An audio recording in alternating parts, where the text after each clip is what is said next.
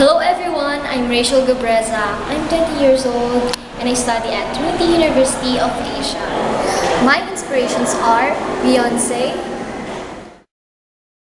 Whitney Houston, and of course, our very own, the Asia's Nightingale, Lanis Moonshot.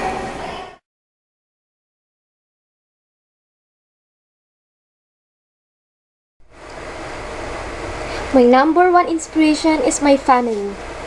Dahil sa tuwing sumasali ako sa mga singing contest, kahit manalo man ako o matalo, parati pa rin silang nandiyan. Music is my passion.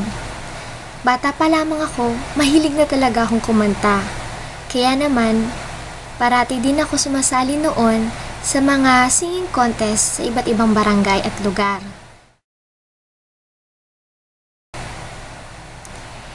Pangarap kong maging isang international singer someday, katulad nila Lea Salonga and of course Charisse, one of my...